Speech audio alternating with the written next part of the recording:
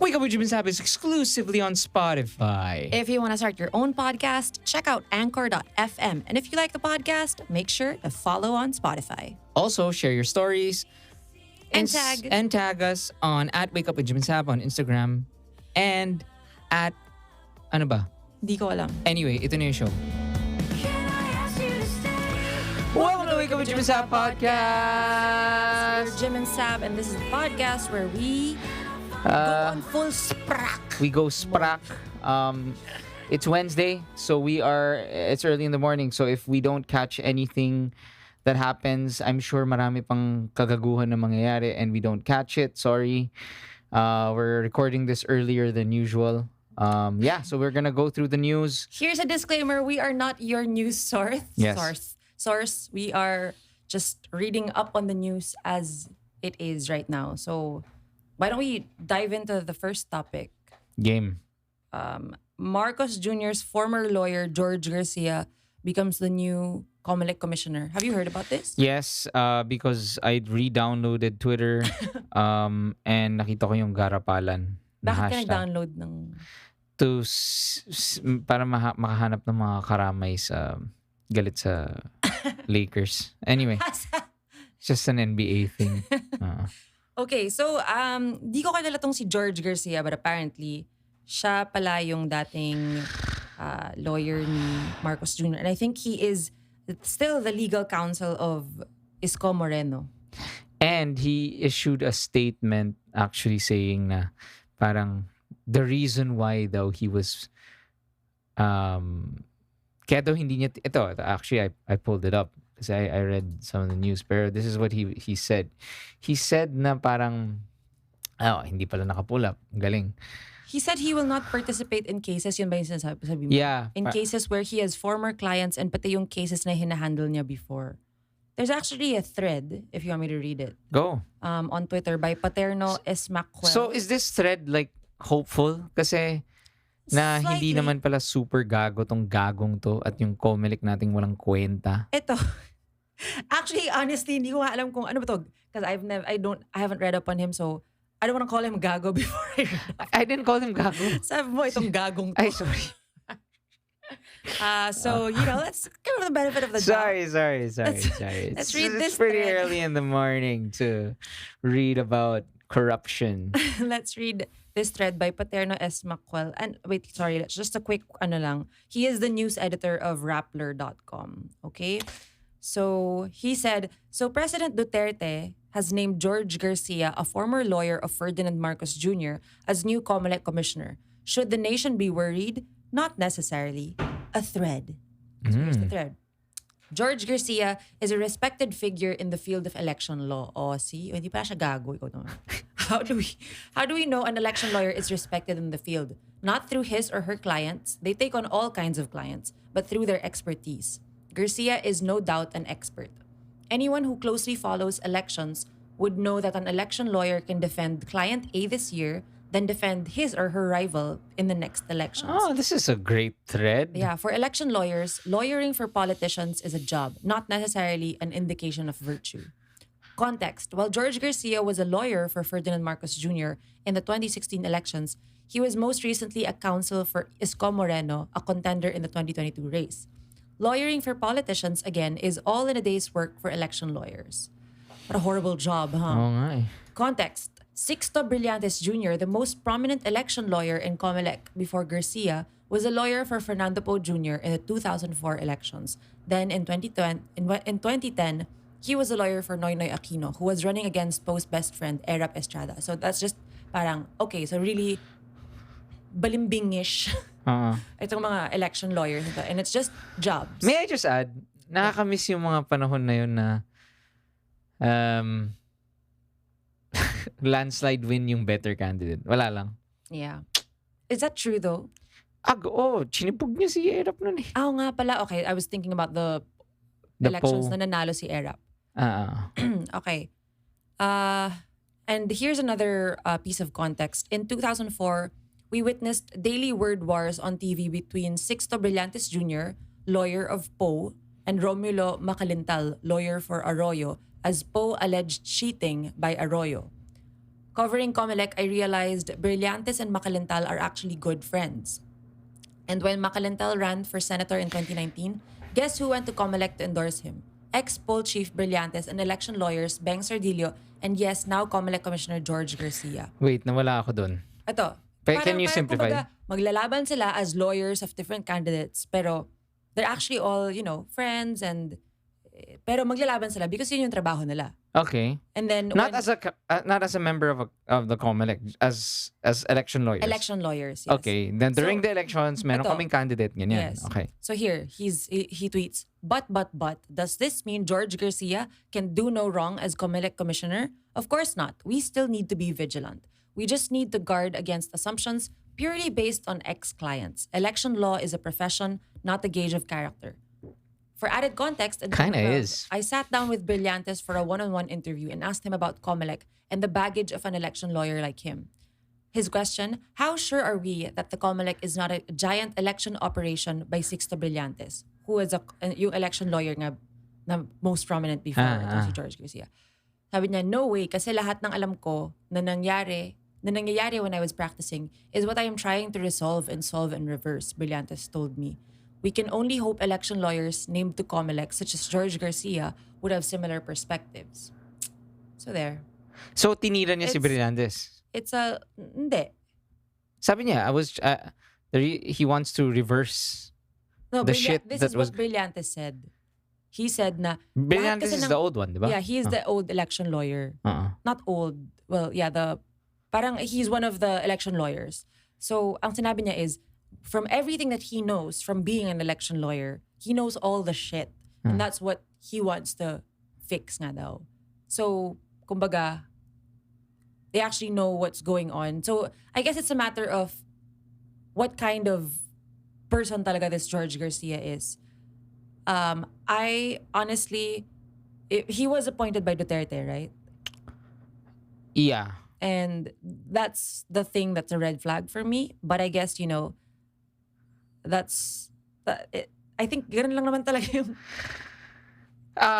We don't know. Is that the only way you can get appointed? We don't know na kasi where Duterte's head is at. And we don't know if he's being brilliant or if he's high on fentanyl. Diba? Parang, we don't know. So, yeah. Oh, here are more tweets from other people. These were replies to that thread that was saying na parang, we don't necessarily have to worry. This is by The Wasted Wanderer. Sabi niya, good arguments. My worry, though, just comes from my belief that if at any point you had been a lawyer for any of the current candidates, you shouldn't accept any COMELEC position out of delicadeza. Their integrity is already in question. This move doesn't help dispel doubts.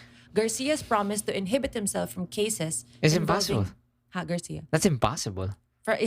Puts my mind at ease. We'll still remain vigilant, but for now, I wish the new COMELEC commissioner the grace and guidance of God as he takes on this important responsibility. What do you mean that's impossible?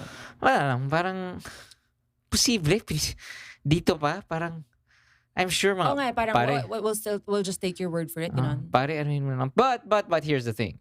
And I'm sorry to interrupt you because I just want to acknowledge na yung isang Instagram comment na bashing me for interrupting you on our podcast.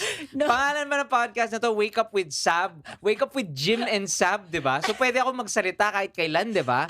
Ganito naman kami mag-usap, di ba? Mag-asawa naman kami, di ba? Tumatambay lang naman kami, di ba? Hindi ka na binash. Bawal ba? Bawal ba? Are you screaming? Ano na? No, it's okay. Wag ka ng vlog niya. She wasn't bashing you. She was just saying you were interrupting me. But to be fair, if you listen to all the past episodes, I'm the one always interrupting you. Baka nagkataon lang na yun lang yung... You don't have to defend me. That's how banter works. That's how we keep the spark alive. That's how we talk. Yeah, Anong gusto mo? Is it your turn? Okay. Sige. Pwede na ako magsalita? Okay. Hindi, ayoko ng ganon. Baka mabore ako. Magiging ganun na. Hindi na. Magiging ganun na. Because Although that is nice though. You can just say, are you done? Charot. Go. Interrupt me, go. I know. Oh, it's okay. Ayoko na. I refuse. I quit the show. It's okay. Okay, bye. To please the one commenter. It's okay. She loves me. No. Okay, anyway. So, ang sinabi ni Attorney George Garcia, are you okay? Why are you crying, Charot?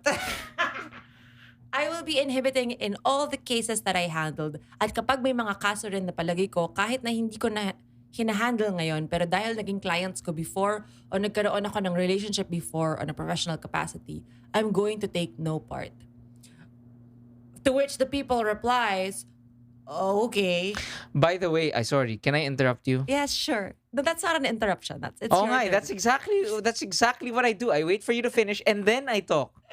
Okay. Di ba? Ganun naman yun eh. Okay na nga ha. Okay na nga, okay. What were you saying? Papaalam lang ako sa show namin ha. Kung pwede ba ako magsalita. Stop it. Okay, last na. Well, don't make her feel bad. I'm kidding. I'm kidding. Commenter. I'm kidding. Just for context, if you had no idea what we're talking about. So someone left Wag mo a nang comment. hanapin. Anyway. Someone left a comment Wag on mo nang Instagram hanapin. saying na she felt na Jim was interrupting me. Yeah, daw on in a topic one that I episode. made. A That's topic true. that I wanted to talk And about. that I hijacked. I'm the one who came up with that topic. I'm the one who had that That's reflection. I hijacked the episode. FYI. I hijacked the episode and Jim was trying to steer it back into his outline, and I'm so sorry. But hey, it ended up great. Listen to that episode. What's the episode? But of course, I love you for Parenting my inner child. What? I had to take a quick break and ask Saab na, am I being too mean? No, But no naman. I hope Okay. people understand that you're making a joke. Yeah, I'm Yeah. kidding. Okay.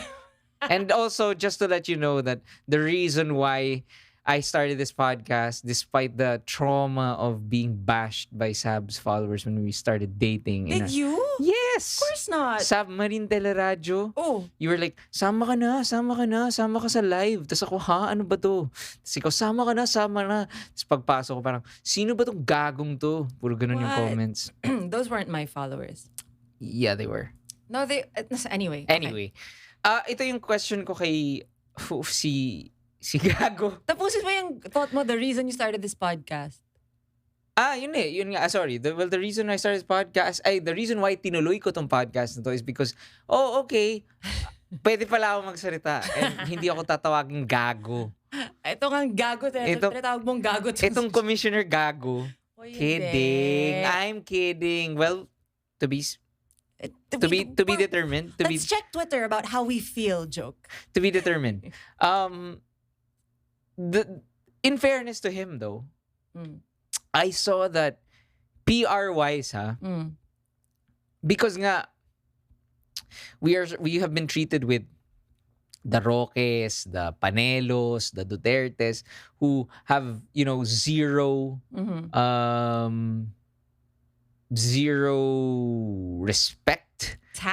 Tact, zero respect for the people, that they are public servants, na you are the leaders of the nation, so whatever you say, matters, diba? And has an effect on people. So anyway, this guy was saying like, that was his statement, and I'm paraphrasing here. He said like, I worked so hard to build my career. Why would I ruin my reputation? Parang ganon. So, Okay. PR-wise, even if he doesn't mean it, I'm saying na it's kind of refreshing just to hear someone attempt to not, parang kaysa agad-agad sinabi niya, hindi ko nga alam what's better eh. Hindi ko na alam what's better. I think. Kasi if he said like, Marcos Jr. is a great candidate, and he was a great client, grabe yung mga Land Cruiser ko. Never ako nag-coach. Never Lagi ako first nag-coach. class. Grabe yung mga Prado at Prada ng asawa ko. Are those cars? I don't even know. Grabe rin yung mga Serendra ng girlfriend ko. Pero I want to I uphold the full integrity of this position. Kunin ko lang yung iPhone 15 ko ha. Okay, but for as of now, we are rescinding the name calling. Yes, Okay. yes. I'm sorry. Sav has called me out on that. Okay. Ano ba to? Is this ano na ba?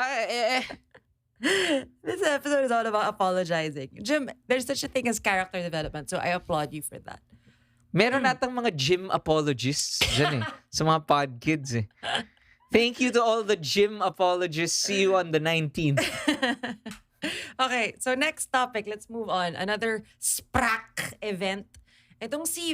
Sobrang annoying nitong guy na to. I cannot. I don't know, Jim, if you've seen the interviews with this. Ito yung, I hate to name call, but I think I'm gonna do it. Itong si Gagong to, si Cavite, yan. Boying Remulla. Yan. He's the governor, right? Is he? Representative Boying Remulla of Cavite 7th District. He claims that those who attended VP's wonderful rally in Cavite were paid 500 pesos. Laugh trip. Sobrang, because, okay, here's the backstory of that, ha? And correct me if I'm wrong, but this is how I understood it. Before the rally, he was saying na parang, promise ko na kay Marcos na 800,000 Caviteños ay para sa kanya. Tapos biglang, sobrang daming pumunta sa sobrang sayang Lenny rally na talagang parang K-pop concert talaga yung vibes. I love the color pink. Great. It's great for drone shots. It looks so We were talking clean, about it. no? And the strategically, am I interrupting you? No, I don't know. No? Okay. Strategically, You have my consent. do I have your consent to Yes. interrupt you Yes. on our show? I'm gonna let this go. I'm kidding. It's a joke. Gym apologists, help me out here. Strategically, the pink is such a great move because one, you veer away from the Dilawan thing because that was the one dividing factor. Yeah. But people didn't want the old, the same old shit. Yeah. Parang ganon. You veer away from that. And it's color and aesthetic wise. Aesthetic.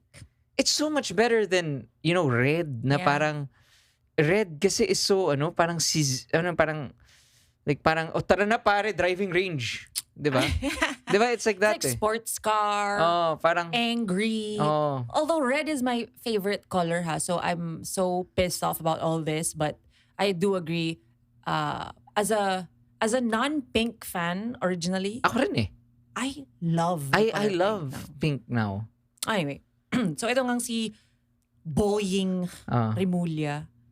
Sabi niya 500 daw binayad dun sa mga nagpunta. Sobrang nakikita mo nga when you see the comparison between the other rallies na talagang deads yung crowd, talagang okay. Celebrate good times. Come on! Tapos nakaupo lahat sa monoblock. Tapos talagang sana yung pinamis na pagkain Nakakatawa sa yung mga atin. ibang memes na pinakita ng dad ko.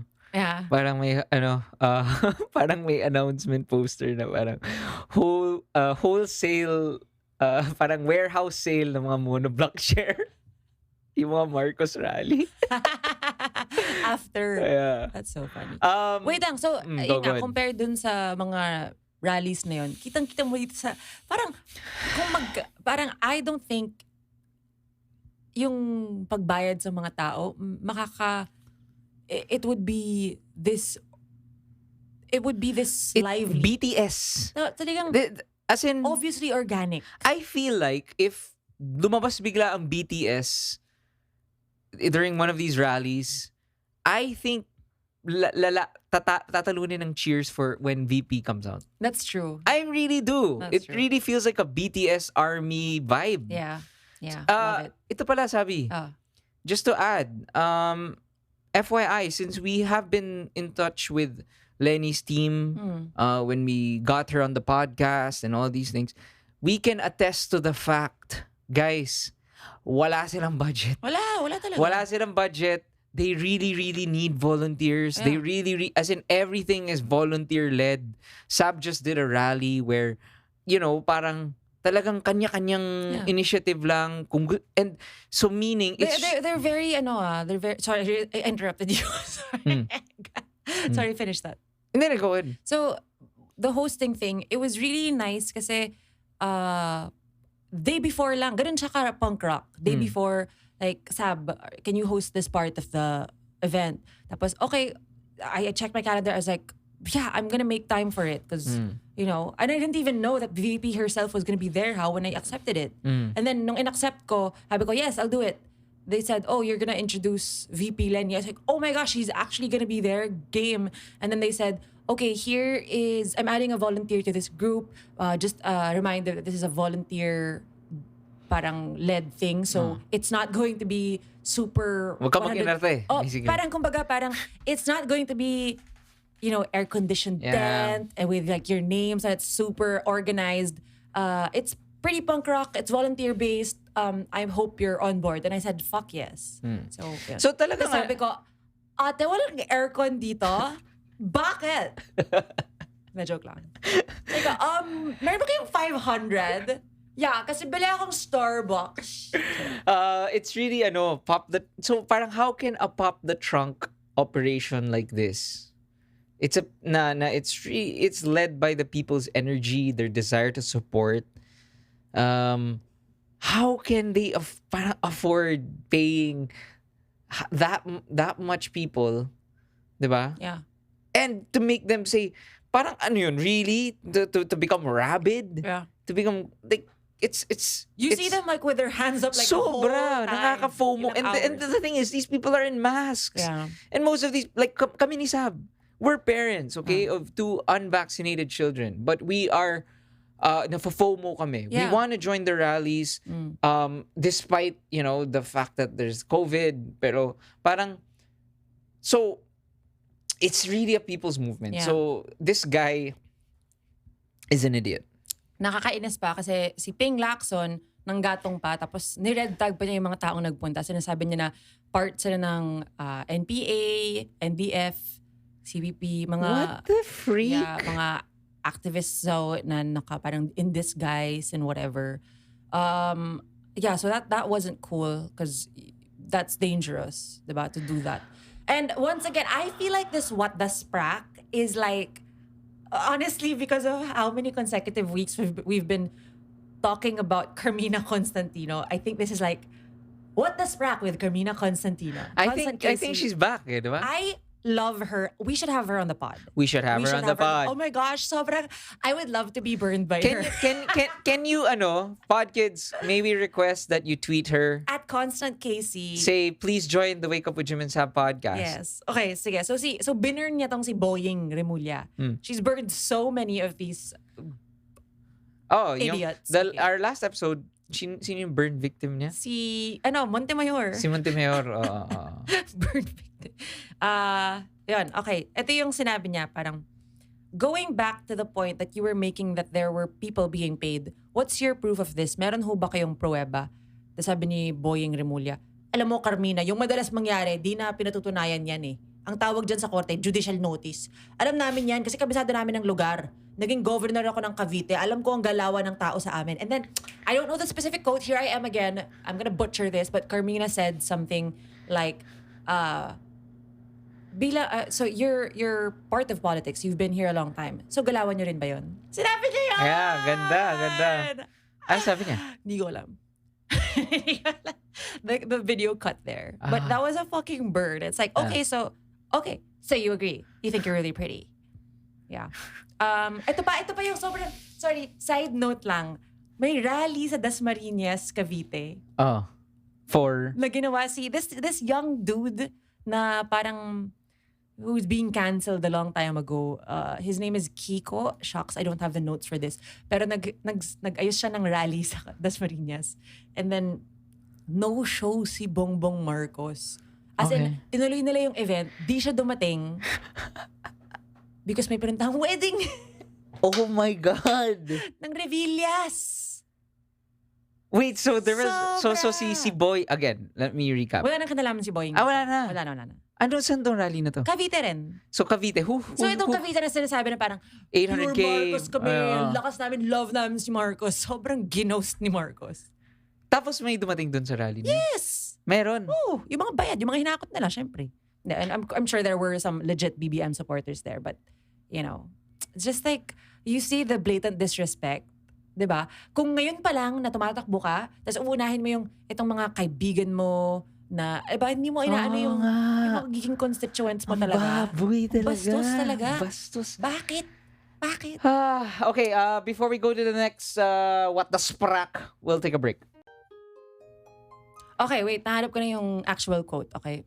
Sabi niya, Congress, ano ba siya? Actual quote nino. Yeah, ni Constant Casey. You are a political veteran. You've been you've been so many political. Parang You've mali been ata so many. You've been so many political elections. Mali naman, may typo dito. You've been in many political elections. Gawain nyo rin ho ba to, ang maghakot at magbayad? Yung sinabi niya! Ganda. But then the video cuts off there. So we're gonna have to watch the whole interview if you want to see what happens to the burn victim. Let's get her on the show. Yes. Okay, Next is the senatorial debates. I want to talk about that. Okay, go. Itong SMNI, so super jitits. Pero apparently, this is the Kiboloy network, right? Yung SMNI. So, sila yung nag-hold ng senatorial debates. Okay. Nakakatawa kasi sobrang na-burn sila nitong senatorial candidate who is not in the top spot. Pero he has garnered a lot of supporters after this debate. Si Luke Espiritu. I think we should also have him on the pod because it's like, dude, you've got balls! Yeah, Produ, please take note. Let's try to get him. Ito yung maganda. Parang si Roque kasi I was talking about parang parang lahat ng mga kaso against Bongbong Marcos. Parang kumbaga, they've all been dismissed and he has no fault. Parang ganon. And then Luke Espiritu says, with all due respect to Attorney Harry Roque, I know your history. You were an anti-Marcos before. You were for human rights before. You spend your life against the Marcoses. And now that you were given a Senate spot under the party of Bongbong Marcos, now you cry hallelujah and praise Marcos. He said that He there? said that! Oh my God! Nice! Love. What did... Di ko alam. Di ko alam. I wanna know what he said. Ito. So, ito yung sobrang nag-viral na video. Maybe I should... Yeah, I'll play try to play it. Try to play it. If you can hear this. Hold Yeah. on. Here. Attorney Harry Roque, I know your history. You were anti-Marcos before. Ay, fuck. Sorry, isa pa. You were for human rights before. Your life, you spent your life against the Marcoses. You work for human rights. And now that you were given a Senate spot under the party of Bongbong Marcos, now you cry hallelujah and praise Marcos. Okay. Ganda! Yeah, so that's one of them. But ito yung let's see if this one is the clip between Larry Gadon. I do not like this guy. I can't. Who is this guy? Parang lawyer siya na the worst. Yun na lang kailangan mo alamin. Ito. This is Larry Gadon speaking, and then Luke Espiritu is going to Burn him. Okay, hold on. This is maybe... We're gonna make this a new segment. The constant Casey of the week. The constant Casey burn victim of the week. Ganon. Ay, ano ba to? Kasi wala. Not now. Ate, patulog naman ng paggamit ng bagong iPad. Don't use this forum for a propaganda against the Marcoses. It was intended. Yes, Attorney Gadon, you're 45. Binuksan mo ang usapan, wag mo akong pagbawalan. I go by the record, Amnesty International 3,267 ang pinatay nung panahon ni Marcos. 35,000 ang mga it's my time, wag kang bastos. It's my time. 35,000. 35,000 ang tinorture. 70,000 ang kinulong. It's a matter of record. Inisa-isa ko po ang records. Yeah. So yan. That was Larry Gadon who was saying parang, don't make this a thing na it's an anti-Marcos thing. And then Espiritu was like, okay, so you opened it up. We're gonna talk about it. Here are the records. And then si Gadon was trying to Interrupt him. And then he's like, oras ko pa, wag kang bastos. And his face was like, ooh. Yeah, you should watch that Ang video. ganda. So, Yeah. yeah. Okay. Ito yung nag-viral rin na tweet from Christopher Pasion. He says, the way Luke Espiritu said, wag kang bastos, and every molecule of Larry Gadon got called out. It's like the whole world stopped turning and every living being turned their head to look at SMNI at the podiums, then at Gadon, and in disgust nodded. Yeah. Ganda. Yep. Okay. What's next? I think we should go and Good news? do the Oy, wala tayong- motherfuckers stay at home. Yes. I think it's obvious the motherfuckers stay at home. Dalawa sila. It's mostly Boyeng Remulla, but also Ping Lacson because they made very irresponsible, baseless statements. Okay? And here is I have a candidate also. here's Vice President Lenny Robredo telling them to stay at home. Okay? Sabi niya, unang-una, hindi yun totoo. Number 2, first, wait, sorry. I love it when she does like, Unang-una? unang-una, number 2, number 3. It's like so freaking clear. Parang ang ganda na parang unang-una. Yes. Ganyan. Unang-una, Pangatlo, hindi totoo. putangin ninyo. Unang-una, hindi totoo. Number 2, very irresponsible yung statement na yon kasi wala namang pagbabasehan. Pangatlo, insulto naman yon. Alam ko, statement yun ng isang politician from Cavite. Insulto sa mga province mates. Nakita ko yung tao, yung energy level ng mga tao from start to finish. Pagbayad yata, hindi ganon. Wala kaming pambayad at hindi namin yung gagawin. Tataa. Runner-up for motherfucker stay-at-home of the week. I didn't know this, but Andrew E. apparently performed at the BBM Sara rally. Oh my God.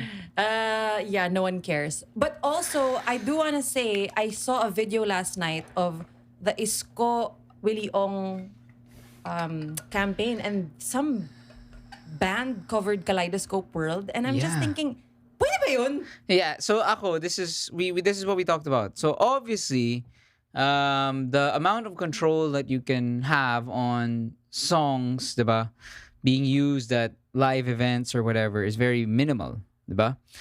The difference is, here's the main difference, and here's some tea. Okay? You mind if I share this? Go.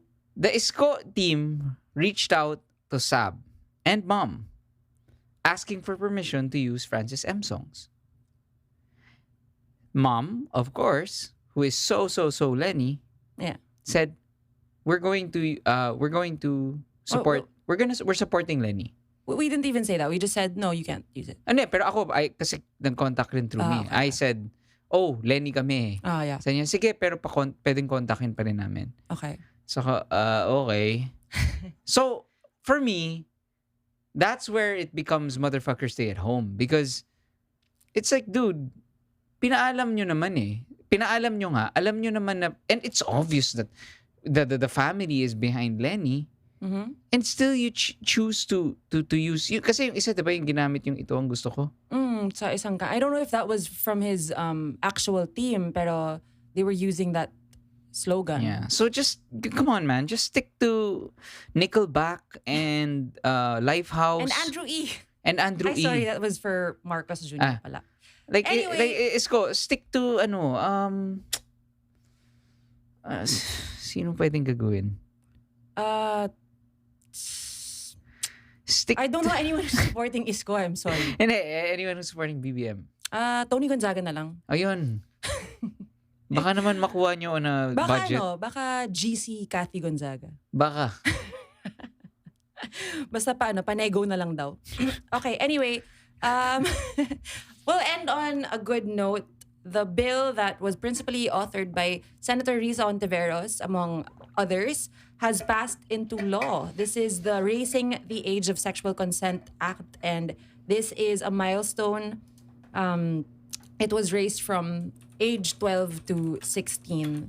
I think a lot of people wanted to raise it to 18, but there are, parang may conflicts ata in Mindanao, and their beliefs there na parang 16 is a marrying age na or whatever. So, this is still a good step towards, So just imagine na lang if VP It's a Lenny good step. wins.